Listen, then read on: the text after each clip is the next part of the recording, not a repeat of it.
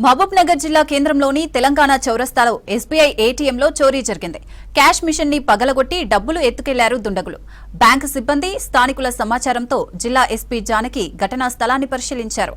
Case నమోదు చేసి దర్యాప్తు చేపట్టారు పోలీసులు.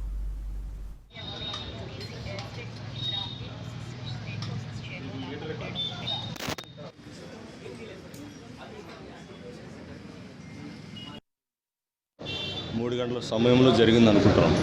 ఇంట్లో వచ్చిన ముద్దాయిలు ఒక వెహికల్ తీసుకొని వచ్చారు, బొలోరో వెహికల్ టాప్లెస్ది. వచ్చిన తర్వాత ఆ సమయంలో దీనికి ఉన్న కనెక్షన్ ఏదైతే ఉంటుందో మెయిన్ సప్లై నుంచి వాళ్ళ యొక్క పవర్ జనరేట్ అయ్యేదాన్ని వాళ్ళు కట్ చేశారు. కట్ చేసిన తర్వాత ఈ అఫెన్స్ జరిగినట్టు అనుకుంటున్నాము. ఎలక్ట్రిసిటీ డిపార్ట్మెంట్ వాళ్ళు వచ్చారు, ప్లస్ ఈ ఎవరైతే బ్యాంకు ఎంప్లాయీస్ కూడా వచ్చారు. వాట్ ఎగ్జాక్ట్లీ దేనివల్ల దీన్ని ఈ ఒక సైలెన్స్ ఇది ఉంటుంది కదా, సైరన్ వచ్చేది కూడా ఆగిపోయింది, పని చేయట్లేదు. అంటే వాళ్ళు ముందు కొంచెం దీనికి నాలెడ్జ్ ఉన్న వాళ్ళే ఈ పని చేసి ఉంటారని మేము సస్పెక్ట్ చేస్తున్నాము. ఒక 5 టీమ్స్ ఫామ్ చేశారు. మా ఎస్పీ గారు కూడా మార్నింగ్ వచ్చి ఇదంతా పరిశీలించారు.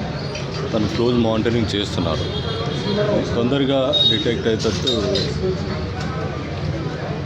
అంచనా చేస్తున్నాం. తొందరగా క్లియర్ చేస్తాం. అమౌంట్ అంటే బిలో 3 lakhs అంటున్నారు. ఎగ్జాక్ట్లీ ఫిగర్ ఇంకా వాళ్ళు ఇవ్వలేదు.